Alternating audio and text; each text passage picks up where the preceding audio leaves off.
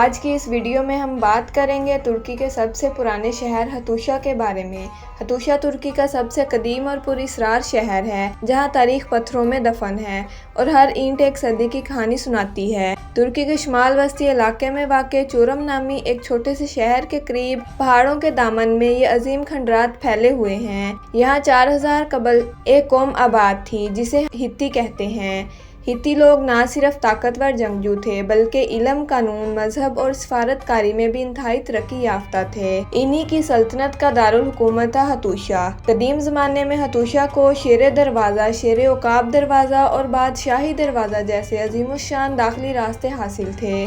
یہ دروازے صرف شہر میں داخلے کا ذریعہ نہیں تھے بلکہ ان کی آرائش، ان پر بنے جانوروں کے مجسمے اور پتھروں کی ترتیب خود میں طاقت، تحفظ اور شان و شوکت کی علامت تھے۔ جب آثار قدیمہ کے ماہرین نے اس شہر کی کھدائی کی تو ان کے ہاتھ ایسی مٹی کی تختیاں لگیں جن پر قدیم ہتی زبان میں تحریریں کنندہ تھیں۔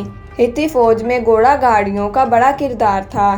ان کے رتھ تیز رفتار، ہلکے اور مؤثر ہوتے تھے جن کی بدولت وہ دشمنوں کو حیرت انگیز چالوں سے شکست دیتے تھے۔ فوجی تربیت سخت اور منظم تھی اور ہر جوان مذہبی رسموں کے بعد ہی جنگ میں شرکت کرتا۔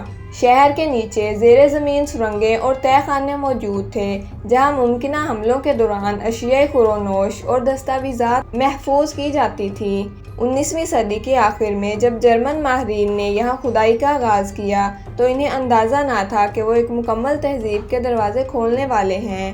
ایک ایک تختی، ایک ایک دروازہ پوری انسانی تاریخ کا رخ بدلنے والی دریافت بن کر سامنے آیا۔ 1986 میں ہتوشا کو یونیسکو نے ورلڈ ہیریٹیج سائٹ قرار دیا۔